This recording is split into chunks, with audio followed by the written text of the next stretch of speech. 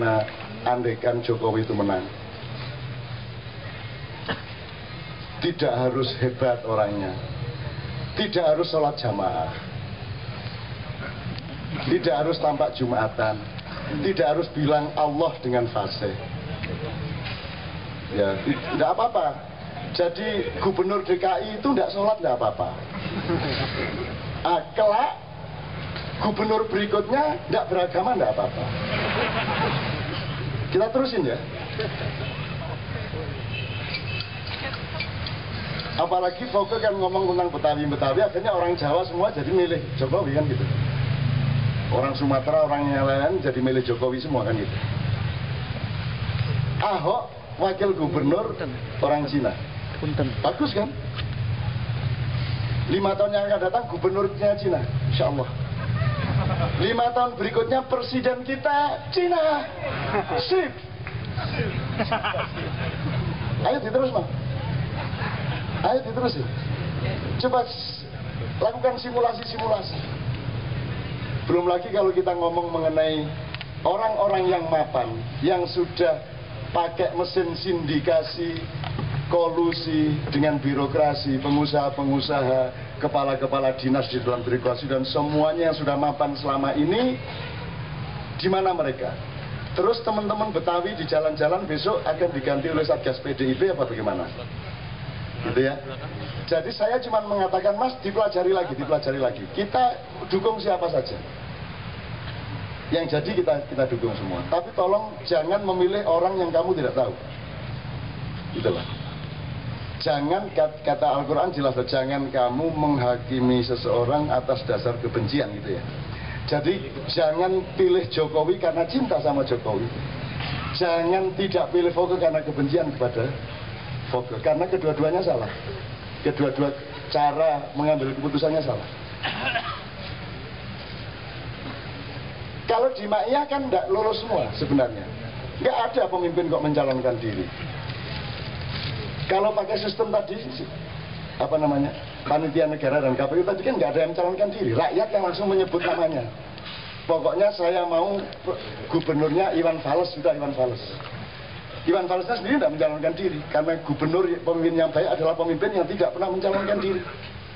Jadi nanti kalau dia dicalonkan oleh rakyat, terus diundang oleh televisi, terus ditanya sama, ini macet bagaimana jalan keluarnya? Loh, kalau nggak percaya nggak usah milih saya.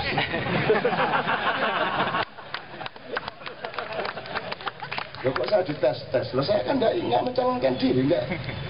Ya tapi kan harus ada strategi. Loh, strategi kok disuruh ngomong sekarang? Wong perangnya besok, maksud saya tunjukin sekarang strateginya. Wong mau tinju ngomong nanti kamu saya uppercut, terus mau kamu saya ya apa sekali? Mentah semua nanti televisi. Kalau dengan pemimpin sejati mentah itu semua acara-acara televisi.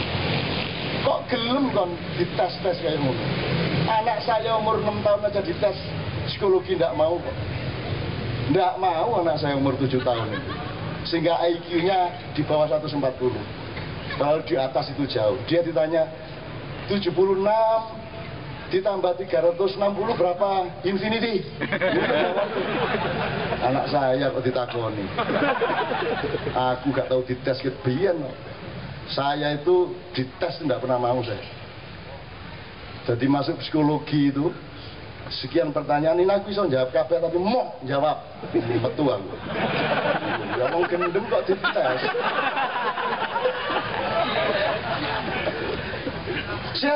Jazz kok dites sonisasinya, ya toh? Jazz kok digambar-gambar, ya susah banget. Setelah digambar besoknya mainnya nggak gitu kok, ya kan ya? Bener. Lah ini dunia ini harus kenal jazz, Indonesia harus kenal jazz untuk melakukan perubahan-perubahan di jazz. Kalau yang ada sekarang kan ala nek orang dangdut campur sari, mengono tak loro kuwi. Na itu contoh lagu-lagu para bupati. Na itu lagu kemana-mana Kiai Kanjeng mesti dimintai lagu itu. Dan kita tidak pernah bisa. Terus pokoknya jerang-jerang iso-iso bapak bupati bisa nyanyi kono. Iso nyanyi ikut kok. Oke teman-teman sekalian. Ini saya tambahkan supaya orang Ma'iyah tidak ikut euforia, tidak ikut klinik.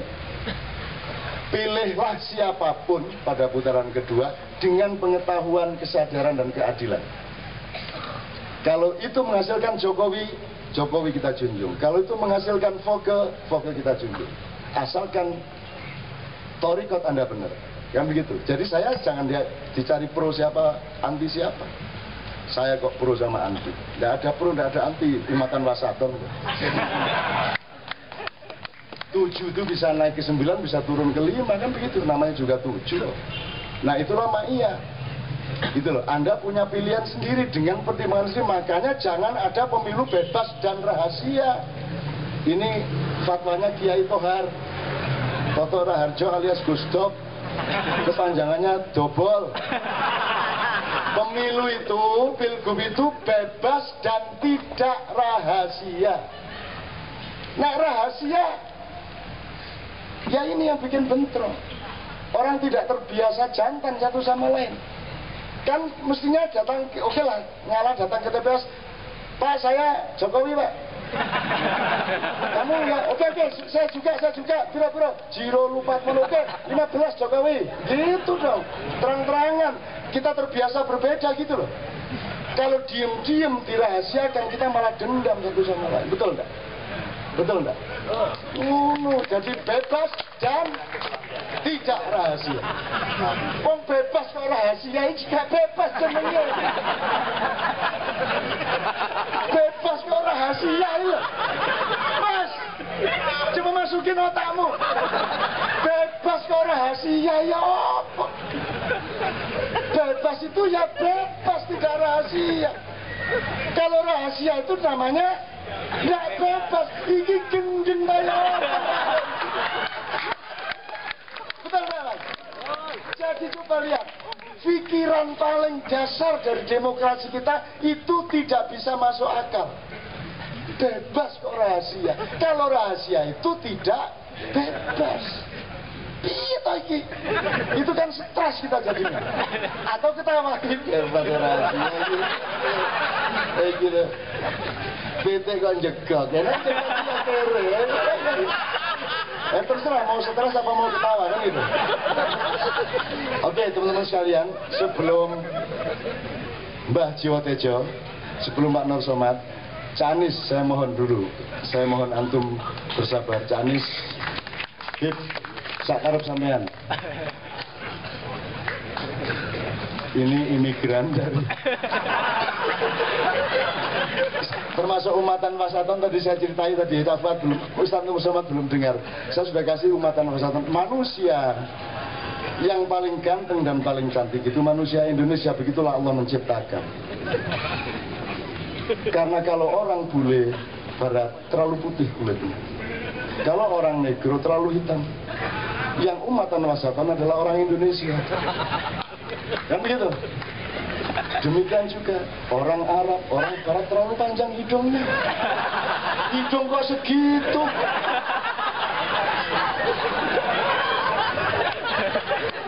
Terlalu panjang, nggak baik, berlebihan tuh nggak baik. 400.000. Hidung kok segitu, hidung itu ya sedang, nggak pesek, nggak panjang, sedang.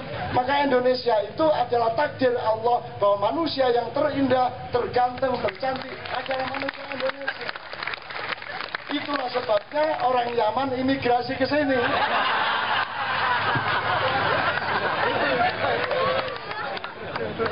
Astagfirullahaladzim. Ini umatan Wasaton kayak gini nih. Karena ini umatan Wasaton, Cak, sebelum semuanya saya minta satu saja, minta ikhlas semua.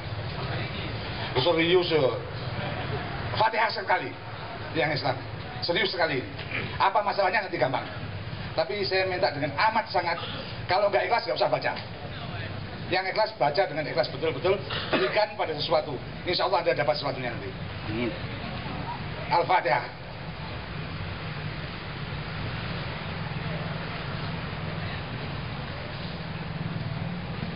Ya, udah itu jangan selesai. Besok dulu apa-apa. Wasatan kok. Jadi tampaknya yang perlu kita garis bawahi lagi, tampaknya bahwa kita memang sering keliru, sering menerjemahkan macam-macam ini secara artifisial, secara keliru. Milih gubernur ya cara ngawur ya, cara sanon. Tapi sebenarnya kita merindukan sesuatu yang selama ini kita kejar dan nggak ketemu. Kita ini pernah merdeka apa enggak? Dari diri sendiri juga. Kita ini pernah merdeka dari apa yang kita punya enggak? Itu saya pikir awal-awal Ma'iyah mestinya berangkat dari kemerdekaan semacam itu, dan kita nggak siap. Kita selalu lari dari kemerdekaan, sehingga akhirnya kita menemukan penjara-penjara baru.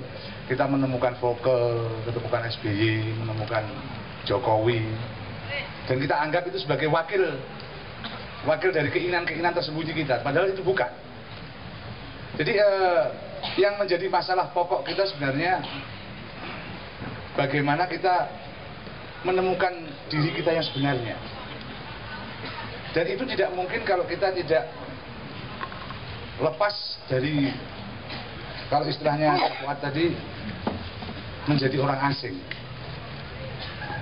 Kita tidak mungkin menemukan itu tanpa menjadi orang asing, termasuk asing pada dirinya sendiri, menjadi tidak mapan, menjadi ini istilahnya Kang Beben bro, menjadi jazz, nggak mapan. Air itu kita lihat, ini ilmu sederhana saja. Air itu yang berhenti namanya apa? Hah? Air yang berhenti itu namanya apa? Enggak, namanya apa? Anda sebut apa itu? Comberan. Semua yang berhenti berproses namanya comberan, termasuk Anda. Dan kalau kita berproses terus, kita jadi air, jadi berproses. Dan berproses itu tidak ke belakang, ke depan kan, bayangan Anda. Padahal Anda berjalan itu mundur. Tanya Ustaz Nur Samad ini. Quran menyebut bahwa sejarah ini mundur ke belakang. Yang sudah itu disebut baina aidin. Benar kan?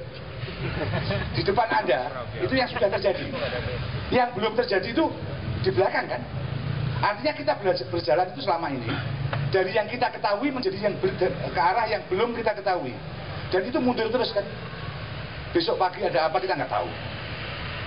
Kita berproses terus, dan untuk berproses itu kita butuh sesuatu supaya tidak mandek, karena manusia sering mandek, berhenti dengan yang dia tahu.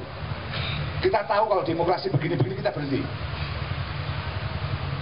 Kita tahu kalau ekonomi liberal begini-begini, kita berhenti di situ. Padahal sejarah terlalu berproses, dan itu mundur, kita nggak tahu.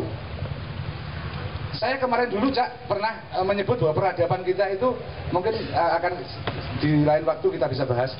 Peradaban kita itu minus 10%.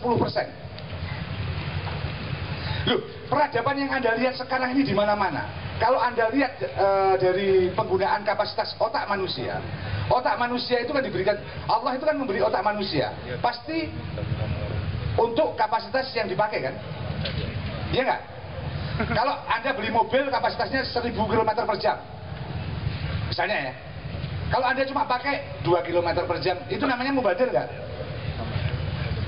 Otak manusia ini menurut ahli-ahli sendiri mengatakan digunakan bahkan oleh para Hawking pun itu minus 10%, belum sampai 10% kapasitas yang diberikan Allah pada manusia. Apalagi orang Indonesia katanya malah kurang dari 1%. Apa itu berarti ya? Jadi ngapain di Jakarta Anda beli Mercy yang Jaguar yang ngapain, mau jalannya cuma 5 km kan nggak ada gunanya kan itu? Iya nggak? Nah kira-kira Allah itu memberi otak kepada Anda, otak ini nggak usah akal, otak ini mubazir atau enggak? Artinya peradaban ini gagal memanfaatkan apa yang diberikan Allah selama sekian ribu tahun, hanya menghasilkan penggunaan 10% kurang. Artinya apa? Mestinya kita menciptakan alternatif baru di mana kapasitas otak manusia minimal ke arah 70%. Sehingga mampu bergerak. Selama ini kan kalau kita diajar cuma cari hitung, baca, tulis, hitung. Itu yang membuat entah itu ESQ atau EQ, kiri, kanan, tengah, dan lain sebagainya. Ternyata apapun yang dilakukan lewat simulasi-simulasi itu hanya bisa mengembangkan otak manusia di bawah 10%. Artinya semua sistem peradaban ini salah. Karena manusia tidak bisa berkembang maksimal. Itu yang harusnya kita kembangkan. Kalau kita mau mendirikan Indonesia, harusnya kita dirikan Indonesia itu untuk 100 tahun ke depan dengan peradaban baru yang lebih mengembangkan manusia. Iya nggak? Ya. Dan kita nggak berani. Billahi taufiq wal hidayah. Wassalamualaikum warahmatullahi wabarakatuh. Masih Bib. Terima kasih Anies. Ini dia berapi-api dari Pati, dia punya banyak peta masalah di sana, dan saya nanti tanggal 16 kita mayan di tempatnya Mas Anies. Beliau ini teman lama saya, dan saya sama dia sudah begitu dekatnya sehingga cara bermesraannya adalah dengan saling menghina satu sama lain. Dan tidak ada yang lebih mulia daripada penghinaan satu sama lain, karena penghinaan yang diikhlaskan itu menunjukkan tingkat keikhlasan dan cinta yang berada di puncaknya. Bahwa aku jangan ngapusi ya. Gitu. Kita nanti Ustadz Nur Somad saya mohon untuk merangkum dan mensublimasi seluruhnya tadi. Tidak harus menguraikan apapun yang mungkin kita sangka kita perlukan, tapi terserah beliau untuk mensublimasikan dan mengkonvert ya, konversi dari seluruh bahan-bahan tadi menjadi satu mutiara, menjadi satu padatan atau kristal emas entan berlian untuk ilmu kita pada malam hari ini, sehingga itu nanti Anda pulang setiap ketemu persoalan Anda sudah punya kuncinya dan Anda terapkan. Karena yang diberikan di Ma'iyah ini bukan lemarinya tetapi kuncinya, bukan syariatnya tapi torikotnya. Karena cara untuk melakukan syariat adalah torikot yang benar dan matang. Nah, sebelum Ustadz Nur Somad memuncai, saya minta sahabat saya, adik saya, anak saya yang nakal, tidak karu-karuan, yang malam-malam tidak ada panas matahari pakai topi lebar, itu juga fungsinya kurang jelas. Itu Jo, tepuk tangan untuk Mas Jo.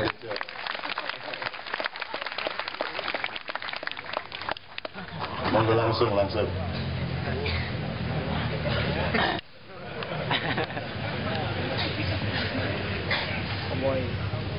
Fungsi topi saya sangat jelas.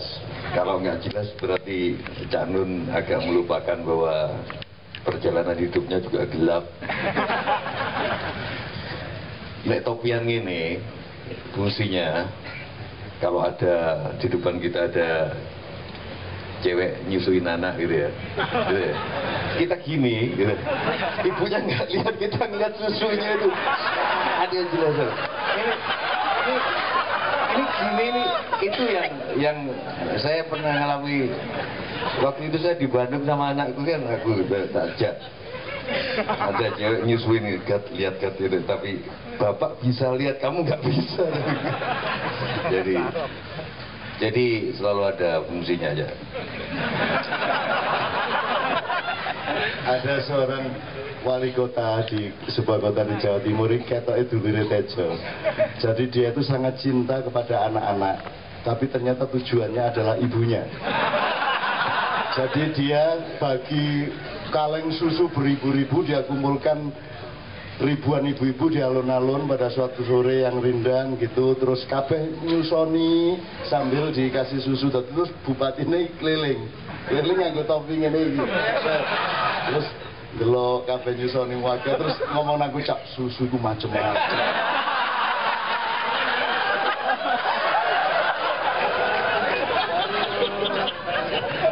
Maaf Cak Buatis. Ya untungnya di Indonesia itu ada NU. Ini masih kayaknya kalau di Muhammadiyah nggak bisa kayak gini ya. Tapi kalau nggak salah besok itu ada mengenang Cak Muslim Abdurrahman kan di. Kalau saya nggak ada kerjaan pasti datang, karena Muslim Abdurrahman itu menarik fenomena bagi saya, orang Muhammadiyah yang sangat NU. Itu ya, saya tadi pas kebetulan lewat, jadi bukan sengaja saya datang ke sini supaya Cak Anun nggak GR. Jadi aku tidak pentas sama Mbak. Terus mampir, saya udah janji tadi mau datang. Karena saya selalu merasa pikiranku nggak pernah kalah sama Cak Nun. Tapi begitu setiap kali mendengar selalu kalah. Kalahnya tadi saya pikir iya pemilu bebas rahasia apa ya kan? Itu saya kalah. Saya sepikiran sama Cak Nun, namanya pemimpin itu dijongkrak-jongkrak no mestinya gitu loh, didorong-dorong kayak kalau mau memimpin RT RW itu kan sampai kita sembunyi-sembunyi keluar kota kan, mau ke puncak alasan ini karena didorong-dorong, Bapak ketua RT, ketua RW. Nah kalau pemimpin mencalonkan diri ya bukan pemimpin gitu. Jadi saya semakom lah sama Cak Nun.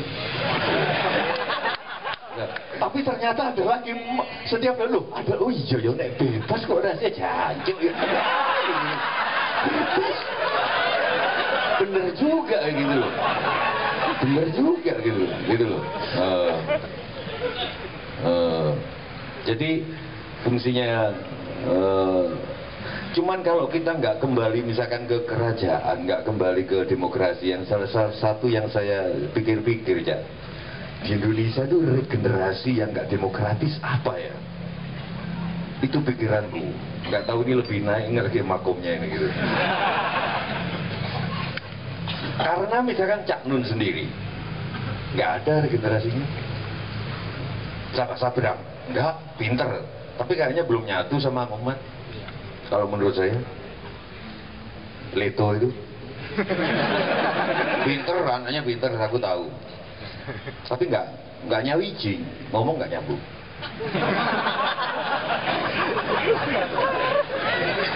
Sopo coba? HB9, sopo? Gus Dur, sopo? Ini serius aku tadi, serius. Saya nggak setuju demokrasi, karena saya nggak percaya pada benernya orang banyak. 1 tambah 1 itu mas harus ditanya benernya orang banyak. Ini berapa 1 tambah 1 enggak? Bumi itu datar atau bulat nggak ditanya sebab sidang jamaah enggak. Cuma 1-2 orang yang punya pikiran di situ. Menurut saya loh. Makanya saya sedang mencari apa bentuk apa, katanya kalau di Islam yang penting amanah, atau mungkin kalau di dalam pikiran saya sistem kerajaan yang apa gitu. Tapi kalau kerajaan kok Cak Nun sendiri gak belum lihat keturunannya kenapa? Padahal bendino kelonan kalau Novi kelonan ya.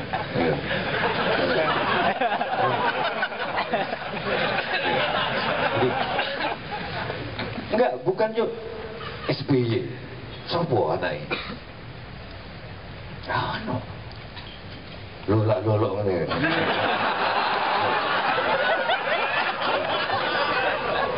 Enggak, ini serius. Kalau kita mau kembali berarti kan gen, masalah gen.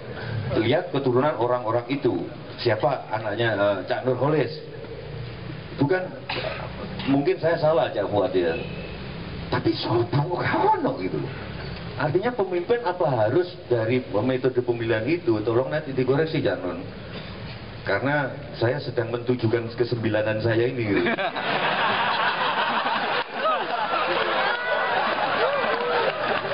Enggak gini loh Rek.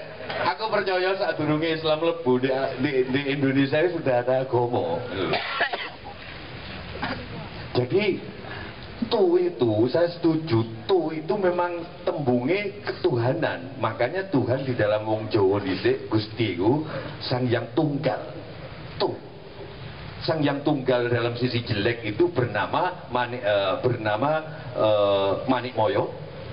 Sang Yang Tunggal Tuhan dalam sisi baik itu Sang Yang Menang.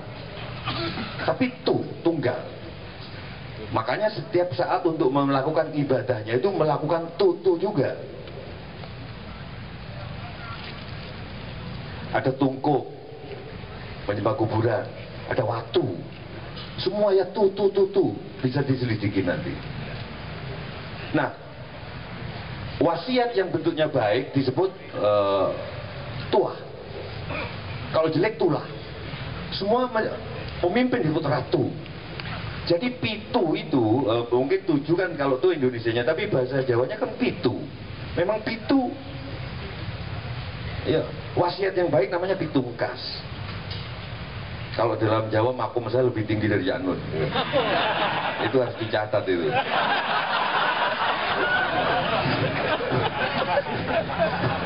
Meskipun dan saya orang Islam yang paling ikhlas itu saya, karena Islamnya cuma surat Al-Ikhlas.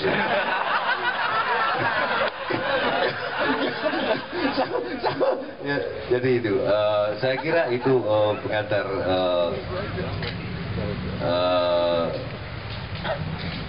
sebetulnya kalau ada Mas Beben di sini, saya ada nggak Beben?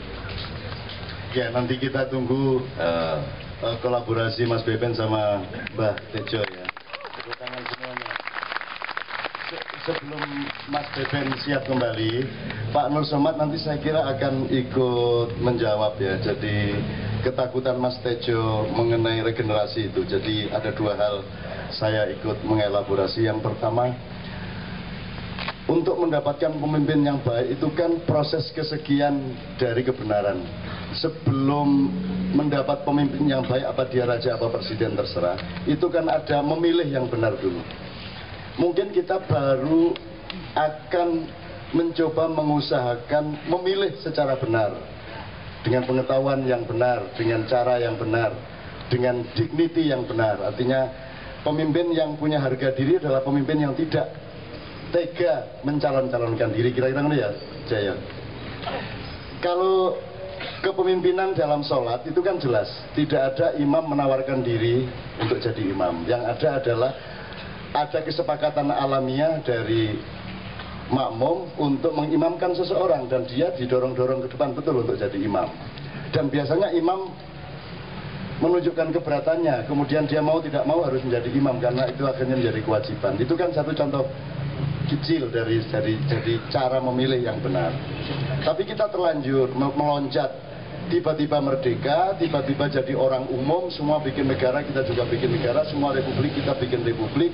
Kita tidak berpikir dulu. Makanya di sini saya sebut mestinya kan ada 5 pilar gitu ya. Coba Anda pelajari nanti di rumah. Yang saya maksud Indonesia itu kan macam-macam. Ada Indonesia yang apapun kenyataan Indonesia fisik ini, Anda harus punya Indonesia sendiri di dalam dirimu. Anda harus membangun Indonesiamu sendiri dengan terapan-terapan pribadimu, keluargamu, atau mungkin lingkungan masyarakatmu. Kamu menerapkan Indonesia. Ini buku sebenarnya, ini tulisan sebenarnya untuk memberi pengantar buku saya 30 tahun yang lalu, tahun 82, yang berjudul Indonesia Bagian dari Desa Saya. Itu akan diterbitkan kembali oleh Kompas.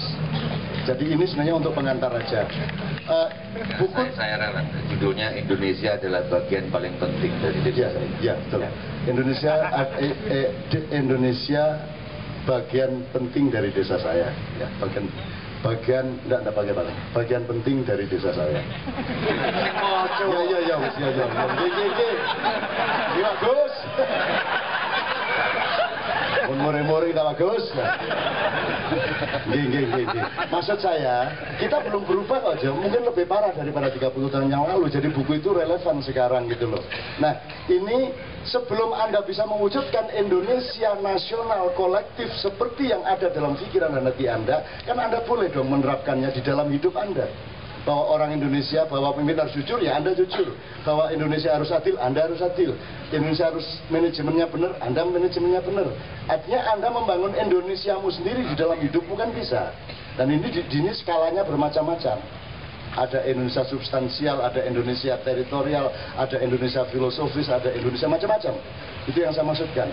Nah, kita kan nggak bisa dong nunggu proses zaman yang begitu panjang dan ruwet. Kita harus membangun Indonesia kita sendiri, mendirikan Indonesia kita sendiri, karena kita tidak mengakui aslinya secara rasional bahwa ini Indonesia yang kita maksudkan. Ini Indonesia yang dulu dimaksudkan oleh para perintis kemerdekaan. Karena tergesa-gesa, kalau di sini misalnya saya sebut pilarnya kan ada 5, 1 rakyat. Rakyat punya anak 4, yang 1 tentara rakyat, yang kedua kaum intelektual, cendekiawan, pujangga, dan seterusnya. Nomor 3, apa betul ya? 1 rakyat, 2 tentara rakyat, 3 nomor 3 para cendekiawan, pujangga, pokoknya wong sing mikir-mikir gitu ya. anak-anak sekolah dan seterusnya, yang kemudian menyusun undang-undang yang segala macam itulah, yang menjadi pelaksana, yang menjadi eksekutif.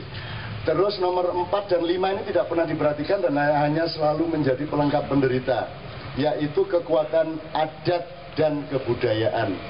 Ini sangat dinamis dan kreatif sebenarnya, dan ini tidak pernah dianggap sebagai subjek utama dari nasionalisme kita. Nomor 4, agama dan kekuatan-kekuatan spiritual. Ini juga harus menjadi pilar yang tidak kalah pentingnya dari pilar-pilar yang lain. Anda tahu, zaman Orde Baru pemimpinnya adalah pilar kedua, sekarang pemimpinnya adalah pilar yang ketiga. Dan setiap ada pilar yang memimpin Indonesia, mereka selalu menomor 2, nomor 3 kan pilar-pilar yang lain.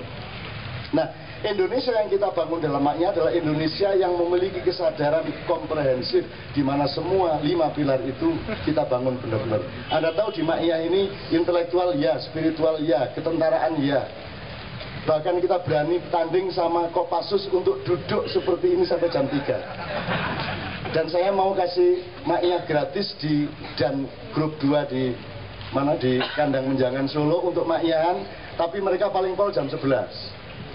Tapi ini Kopassus ini ya lepas dari memang tidak punya kerjaan itu masalah kedua gitu. Tapi kan Anda kuat, Anda teman-teman sekalian, saya dinasihati oleh beberapa orang, kalau mendidik anakmu nomor 1 adalah motoriknya. Jadi terampil apa saja, punya kepekaan, punya keprigelan, punya keterampilan. Nomor 2, disiplin, mampu membatasi diri. Jadi puncak kemerdekaan adalah pengetahuan dan kesadaran mengenai batas. Jadi jangan mendewakan kemerdekaan, karena kemerdekaan akan membunuh Anda. Kemerdekaan adalah untuk menentukan batasmu. Kamu merdeka lihat cewek beribu-ribu di Senayan City, tapi kamu harus ambil 1 untuk jadi istrimu. Dan itu radikal. Ojo koyok tejo, wong. Nah, aku kan kebian disiplin. Jariku dewe ya saya. Itu loh, Rek. Itu teman sekalian. Nah, menurut saya Mas Tejo, saya sangat setuju mengenai apa yang pernah ditemukan oleh bangsa kita. Dan kita ini kan bikin negara tidak merupakan kontinuitas dari apa yang pernah kita punya. Kita loncat begitu saja. Karo Novia ya, tak kandani ya. Setiap hampir banyak perempuan di Jakarta begitu tak jak ngomong soal bagaimana Cak Nun, matanya berkaca-kaca. Yes, karena kok nggak bisa jadi istrinya kan?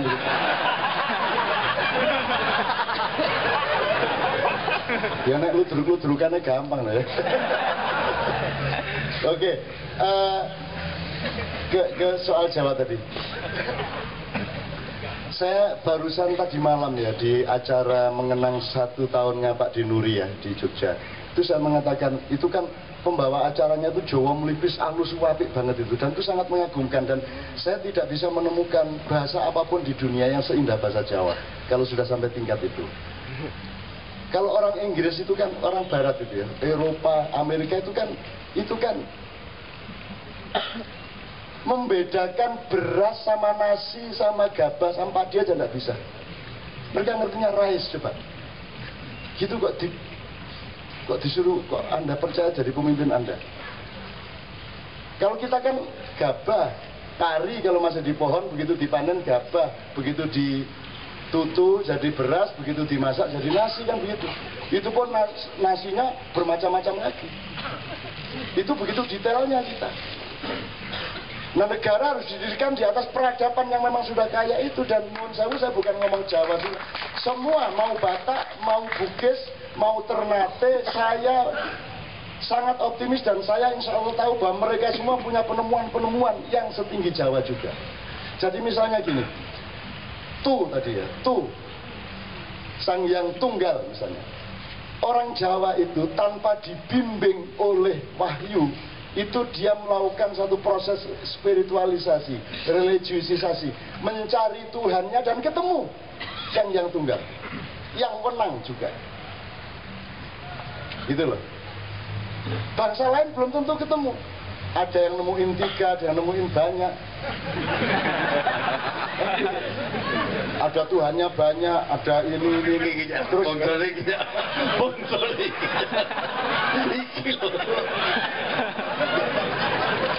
Iki bongsole. Sahabat nanti bisa menjelaskan bedanya Lata dan Uzza. Jadi Lata dan Uzza itu jamek loro, Jo. Satu jenis patung namanya Lata, satu kelompok yang lain namanya Uzza. Backgroundnya berbeda, tapi Lata tok itu beratus-ratus macam. Ya maksud iku lah, awakmu sing ngomong aja aku lah. Maksud saya yang ngomong langsung kan ya enggak baik lah. Itu maksud saya. Contohnya sejak lagi, Cak. Jadi mungkin kalau bisa kita pahami gini, Mas Tejo ya. Religiusitas sama religi. Kalau religiusitas itu upaya manusia untuk menemukan sumbernya sampai dia ketemu Tuhan. Terserah nyebut Tuhannya apa. Mau Yahweh, mau Yehova, mau Manito, mau Sang Yang Tunggal, mau apapun terserah, itu tidak penting. Tapi untuk tahu apa Allah menyebut dirinya, itu harus Allah yang ngasih tahu kita. Itu masalahnya. Disitulah letak agama. Jadi kita bisa menemukan sampai hampir langit 7, tapi langit ketujuhnya itu tidak akan bisa kita ketahui kalau Allah sendiri tidak ngasih tahu kita. Nah, agama adalah sesuatu yang dari atas ke kita. Rasa agama yang dicapai oleh orang Jawa adalah sesuatu yang dari bawah untuk mencapai yang teratas. Kan gitu. Itu bedanya religi sama religiusitas.